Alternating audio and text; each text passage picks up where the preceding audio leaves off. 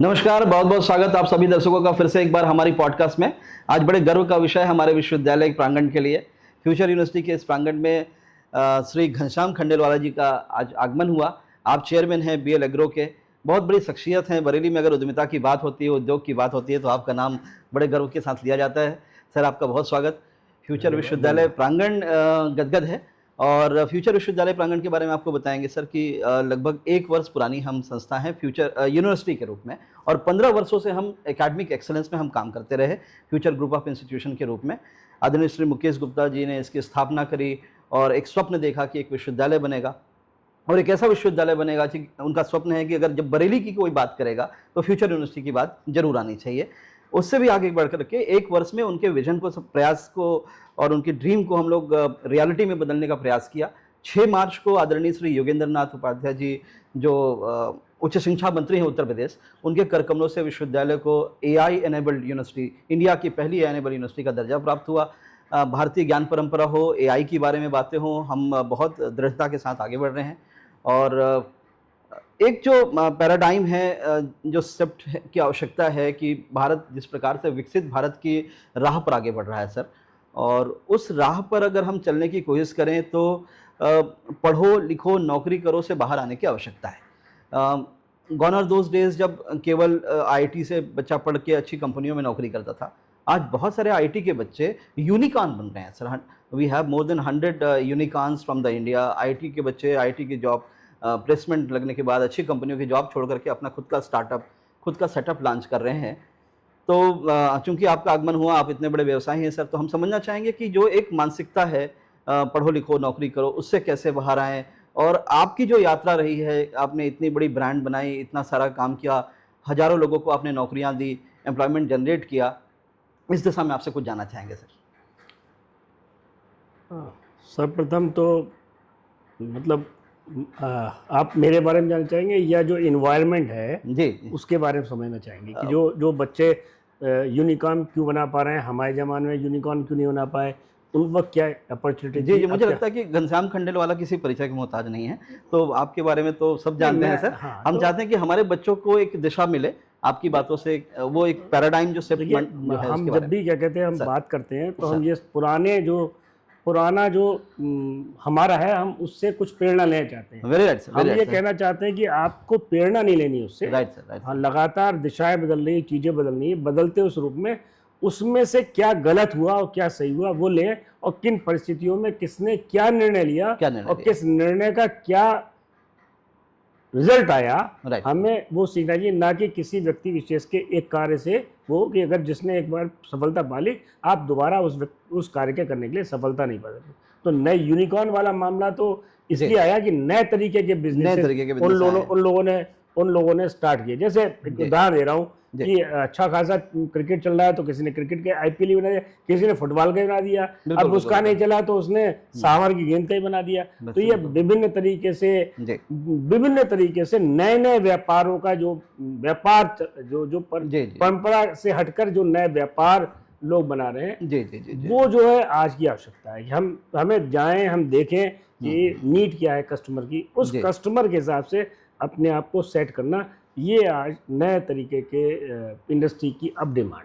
हम जो चाहे बनाएं और वो बिक जाएगा, वो जमाना नहीं है। सन 75 में तो ऐसा होता था कि हमने जो बनाया वो बिकता था। तब ये सप्लाई डिमांड से रिलेटेड है।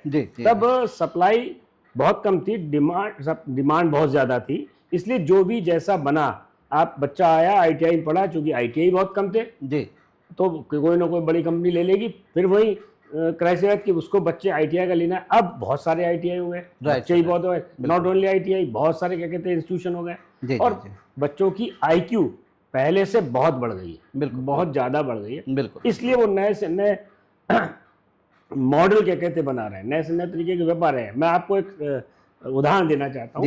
मेरी बेटी बीटेक एमबीए है, तो उसने पहले मार्केटिंग भी किया, मार्केटिंग के बाद फिर उसने एडवर्टीजमेंट का एडवर्टीजमेंट का काम चुना और उसमें जबरदस्त सक्सेस हुई। उन्होंने एड फिल्म बनाई, उसने जनरल फिल्म बनाई। अब इवेंट मैनेजमेंट के रूप में, जैसे कल वो सुनील ग्रोवर का शो कर रही है ताल कटोरा में। अरे वाह। तो वो नए, अब ये मेरे जमाने में तो कोई सोच नहीं सकता कि कहाँ सुनील ग्रोवर, कहाँ ताल कटोरा और कहाँ हम सोचे। तो वो इवेंट कर रहे हैं, करोड़ों रुपए की इन्वेस्टमेंट है और उनमें इतनी क्षमता हिम्मत भी है कि करोड़ों रुपए इन्वेस्टमेंट करने की ताकत में है और उससे फिर निकाल के प्रॉफिटेबल बनाना, प्रॉफिटेबल बन भी सकता है, नहीं बन सकता। तो रिस्क टेकिंग कैपेसिटी नए बच्चों की बहुत ज्यादा है, बिल्कुल बहुत ज्यादा है। उन्होंने जो पढ़े हुए से उसमें से एक्सट्रैक्ट निकाला, तो सिर्फ पढ़ने से नहीं होगा, उसके एक्सट्रैक्ट की बात होगी। बहुत या जैसे समस्याओं के बारे में बात करें तो जिस मोबाइल के लिए आप को लेके आप दिन भर बच्चों पे नाराज हैं, माँ बाप नाराज हैं कि बच्चे बिगड़ रहे हैं, अगर उसका कोई बेहतर यूज करे तो आप तय जानिए कि जो आपने 10 दिन में पढ़ा हो वो आप 10 मिनट पढ़ लें। बिल्कुल बिल्कुल। मैं विकास कीर्ति का उनका रील देख रहा था, तो उन्होंने कहा कि मुझे किसी सब्जेक्ट पे बहुत ज्यादा पढ़ना होता है तो मैं उसमें चैट जीपीटी पे वो सारी बुक्स डाल देता हूँ और वो 20 बुक्स वो 15 मिनट के अंदर जो उसके जो एक्सट्रैक्ट है वो निकाल देते हैं। तो जब इतना बड़ा टूल, इतना बड़ा माइंड, इतना सब है, तो अब पुरानी किसी चीज को लेके आप सफल हो जाओगे, मुझे नहीं लगता। अब तो आपको नए तरीके से सोचना पड़ेगा, नए करना पड़ेगा। हम तेल का व्यवसाय करते हैं, जिंदगी भर तेल का हमने व्यवसाय। हमारे बेटे ने एम्ब्रियो ट्रांसप्लांटेशन, यानी जो ब्राजील में काम होता है कि एग्री जेनेटिक्स पे क्या ना हम पढ़े ना लिखे, लेकिन एग्री जेनेटिक्स में बहुत सारे क्या कहते हैं बैकग्राउंड जोड़ा और क्या टास्क लिया कि कैसे साहिवाल या जो यहाँ की दूसरी गाय का नाम होता है, जो गाय है उनको जो 2 किलो गीर वो 2 किलो दूध देती है, 3 किलो देती है, वो A2 घी और तमाम ये सब भी उनमें वो कैसे 20 किलो दूध दें, तो उसके लिए 5 साल का प्रोग्राम बनाना, उस पर 200-300 करोड़ रुपया खर्च करना। तो ऐसे प्रोजेक्ट बना रहे हैं और जो लोग भी ऐसे प्रोजेक्ट बनाएंगे, मतलब जो किताबों में लिखे हैं, जी बिल्कुल, जब आप यूनिकॉर्न की बात, तो जो किताबों में लिखे हैं, जो व्यक्ति ऐसे काम करेगा उसके सफल होने की जो परसेंटेज है वो 75% से ज्यादा। बिल्कुल बिल्कुल। पुराने जो कार्य हम करते थे, जिस प्रकार के हम जो हमारे परंपरागत कार्य था, उसमें अब सफल होने का जो परसेंटेज है वो 10% से भी कम है। इसलिए उन पुरानी बातों को छोड़िए, हमें जाएं विदेशों में क्या हो रहा है, कैसे हो रहा है, कैसे नए पार्क्स बन रहे हैं, कैसे नए से नए गेम्स हो रहे हैं, कैसे लोगों को एंगेज करके मतलब नए काम करने, कैसे नए सिस्टम बनाया, नए काम बनाया जाए, उसके बारे में सोचना पड़ेगा, उसका आइडिया लेना पड़ेगा कि विदेश में क्या हो रहा है, अब हमारे इंडिया में हम उसके हिसाब से क्या चीज़ ला सकते हैं, क्या सेट कर सकते हैं। ये आपकी बात से बड़ा अच्छा याद आया कि जैसे मान लीजिए मेरे पास ज़मीनें थी और वो सड़क के पास थी, नेशनल हाईवे के पास थी, तो मैंने क्या किया, एक बड़ा होटल बना दिया और उससे जो आय हो सकती थी, जो मैं कर रहा हूँ, और एक सीमित आय, मान लीजिए 50 कमरे हैं, 500 कमरे हैं, इससे बड़ा तो होटल नहीं बना सकता। लेकिन एक व्यक्ति ने, भुवनेश्वर के पास का एक लड़का, गांव का लड़का, उसने एक छोटा सा ऐप बनाया, IT सॉल्यूशन जैसा आप मुझे बता रहे थे, और उसने एक ओयो नाम का ऐप बनाया। ओयो बना दिया उन्होंने, ओयो बिना किसी लागत के उसने एक ऐप बनाया। उस ऐप की डिमांड केवल उसने पहले रखा कि वो जगन्नाथ धाम के पास में रहता था, तो पुरी के पास में, तो उसे होटल की बुकिंग के लिए एक सॉल्यूशन दिया लोगों को। तो सॉल्यूशन दिया और वो सॉल्यूशन इतना बड़ा कि पूरे विश्व में आज कहीं भी जाइए, ओयो का ऐप है, आपका होटल आराम से बुक हो जाएगा। मैंने आपसे बताया कि नीड क्या है, आज की डेट में नीड क्या है। पहले जमाने में ये नीड ही नहीं थी। पहले जमाने में तो कोई किसी के जाएगा तो धर्मशाला रुक लेगा या रिश्तेदार रुक लेगा। अब वो नीड नहीं है। नीड उसकी है कि मैं किस दाम में कौन सा होटल मिल सकता है, और उसको किसने प्रमाणित किया। बिल्कुल, जो मैं ठगा नहीं जाऊंगा। ऐसा नहीं कि वो सिर्फ एक ऐप बना के उसने उन सारे होटलों का रेटिंग्स की, वहां गया, देखा, समझा, और बिल्कुल फोटोग्राफ्स लिए, उसके कोशिश किया कि जो भी उनके जो रुके पैसेंजर उसको जो है क्या कहते हैं, कष्ट ना हो। तो ये मैंने बताया, ये सब लोग नए तरीके के, नए प्रकार के जो लोग व्यापार कर रहे हैं, वो सब काम है। बहुत बढ़िया। नॉट ओनली ओयो, उस तरीके काम कर ले। अब ओला के लीजिए, उबर के लीजिए, ओला के लीजिए, इन्होंने क्या कहते हैं, इन्होंने आपकी जिंदगी को बहुत आसान बनाने की कोशिश करी, बहुत आसान बना दिया। आप अमेरिका चले गए, आपको जो है क्या कहते हैं एयरलाइन लेनी है, तुरंत क्या कहते हैं आपको पास है, आप जितना पैसा खर्च करते हो उस हिसाब से वो काम हो सकता है। महिलाओं की भागीदारी बढ़ गई व्यापार में या नौकरियों में, तो नेचुरली उनका काम जो मेन काम था यहाँ पर भोजन बनाने का, उसमें कहीं ना कहीं कुछ कमी आई तो उसकी जगह स्विगी ने ले ली, उसकी जगह जोमेटो ने ले ली। तो अब वैसे देखा, अगर वैसे चारों तरफ देखा है तो जो वेस्टेज होती थी घर में भोजन बनाने की, वो वेस्टेज खत्म हो गई। उस अब इससे भी काम चला तो उन्होंने क्लाउड किचन बना लिया। तो ये एक नए से नए तरीके, हर एक के अंदर से नई बात। अब है क्या, एक बात आदमी पूछता तुम्हें क्या चाहिए, राइट सर, राइट। मैं आपके जीवन को कैसे बढ़िया बना सकता हूँ, उससे रिलेटेड जो भी व्यक्ति जहाँ जो काम कर रहा है वो कामयाब है। और इससे सब की तो बात ही सबसे सफल उदाहरण तो गूगल का है। जी बिल्कुल बिल्कुल, जिसने जो एक जगह को बैठा हुआ पूरे विश्व को जो है उसने अपने जोड़ दिया। मैंने बताया कि आप कोई चीज, अभी इतनी बड़ी फैसिलिटी पैदा हो गई, तब बहुत बड़ा से बड़ा ब्रांड बना ले, बड़ी से शोरूम बना ले, उसमें खर्चा होगा, एक उनने पेज दे दिया आपको। अगर सिर्फ केतली देखनी है तो 20,000 तरीके की केतली रखिए, जो आपके मतलब की जो रंग पसंद हो, जिस ब्रांड पे आपका हो उसका दे। तो अब इससे भी क्या ड्राइव हुआ कि आपको अपनी विश्वसनीयता बनानी है, ब्रांड बनाना। जो आप कह रहे हैं ना कि आपका आप फ्यूचर को जो आगे रहे, तो फ्यूचर को आगे ले रहे हैं मतलब ब्रांड ऐसा उन्हें जहां फ्यूचर लिखा हो तो आदमी तुरंत कह दे कि नहीं यहाँ तो पढ़ाई बढ़िया है, ट्रस्टेड ब्रांड है। अब उसमें फ्यूचर बना, अब उसी में आपने मेडिकल कॉलेज खोल लिया, उसी में और नर्सिंग कॉलेज खोल लिया, तो उसमें बहुत सारी चीजें हैं। तो एक ब्रांड के बाद आप उसी को बढ़ाते बढ़ाते आप कहीं से कहीं पहुंच सकते हैं। एक चीज तो होती है सर मार्केट की आवश्यकता, कि जैसे मान लीजिए मेरे पास टैक्सी का व्यवसाय था, तो मुझे एक ऐप चाहिए था जिससे मैं टैक्सी बुक करने का सॉल्यूशन दे सकूं। ये मार्केट की आवश्यकता के अनुरूप बहुत सारे सॉल्यूशंस बने, जैसे आपने वेबसाइट बताई, ऐप बने।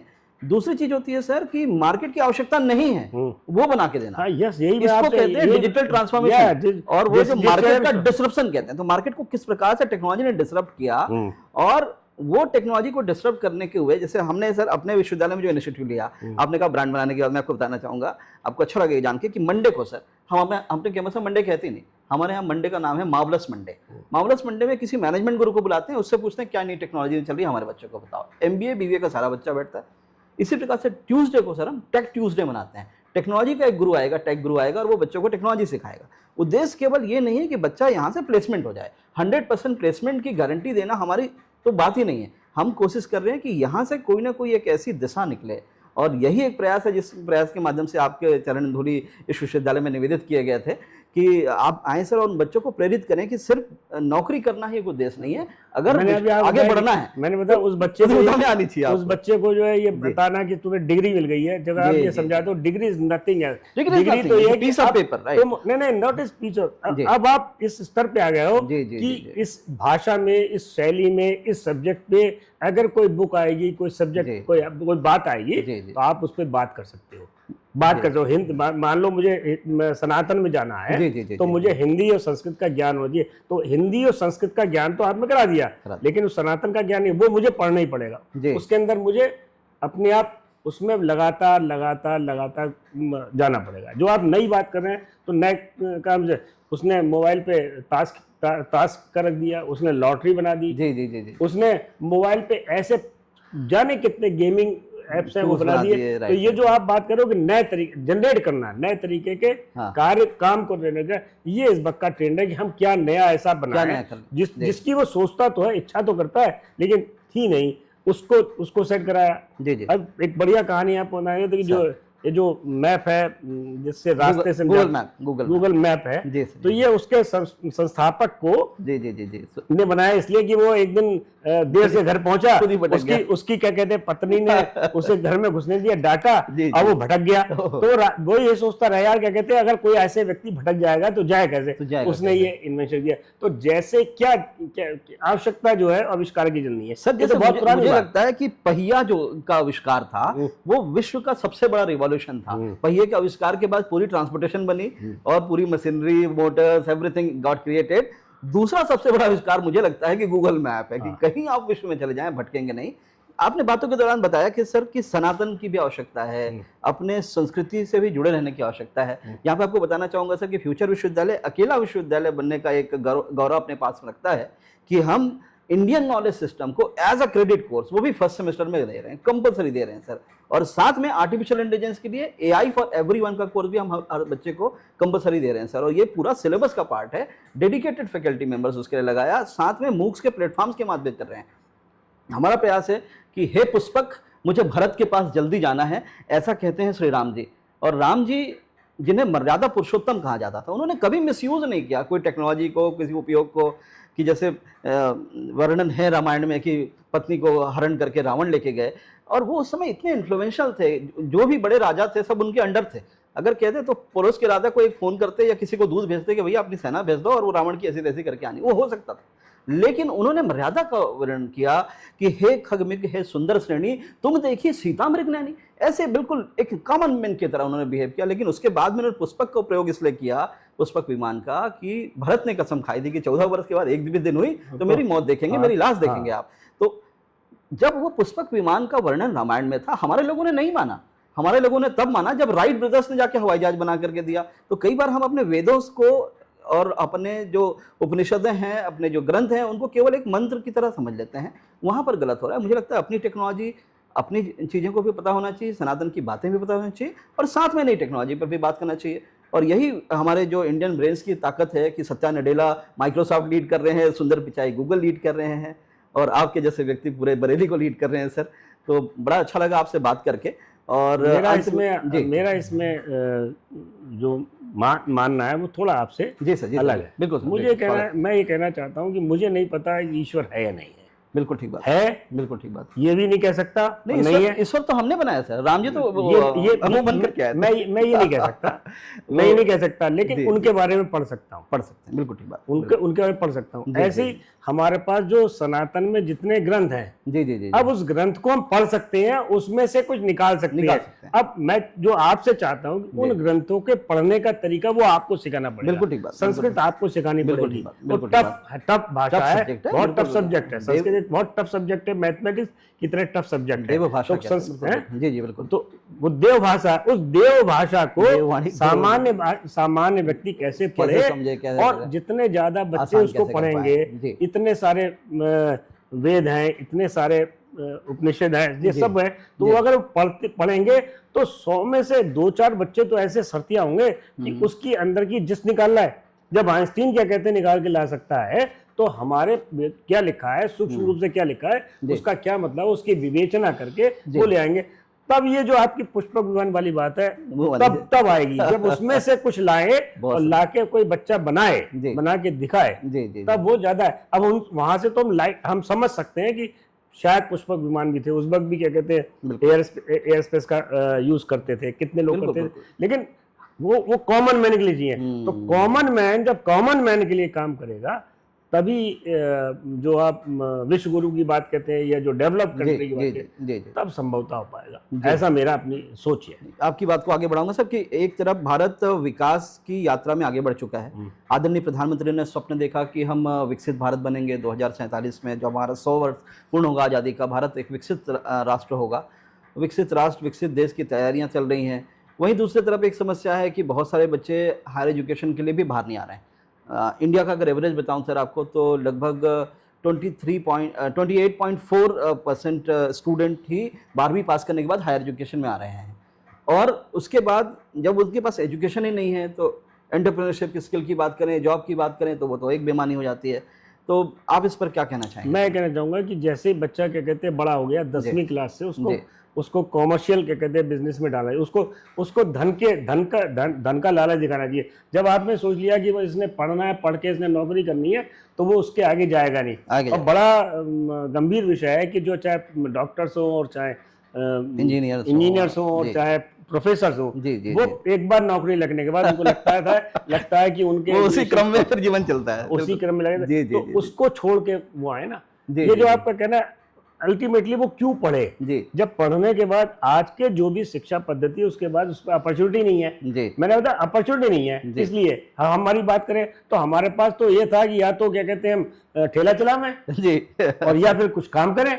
तो काम करने की जिद कि मुझे कुछ करना है, जिस बच्चे में आ जाएगा कि भाई मुझे कुछ करना है, मुझे कुछ आगे बढ़ना है, मुझे कुछ बेटर करना है, तो वो तो पढ़ेगा। आपके कहने से कोई पढ़ने नहीं आएगा, पढ़ने तो वो अपने मन से आएगा। बस हाई स्कूल तक तो समझ में आया कि माँ बाप धक्का दे के भेजेंगे, लेकिन जैसे ही कॉलेज में इंटरमीडिएट आया, उसके बाद है उससे अपने साथ पढ़ना है। और आपको उसके अंदर मतलब एक ज्वाला जगानी है कि तुम भी प्राइम मिनिस्टर बन सकते हो, तुम भी बड़े से बड़े पद पे जा सकते हो, तुम भी बड़ी से बड़ी कंपनी खोल सकते हो। जिस दिन उसके मन में ये इच्छा पैदा हो जाएगी वो पाएगा। क्या बात है, बहुत बढ़िया लगा सर, आप हमारे स्टूडियो में आए, हमसे इतनी सारी बातें करी।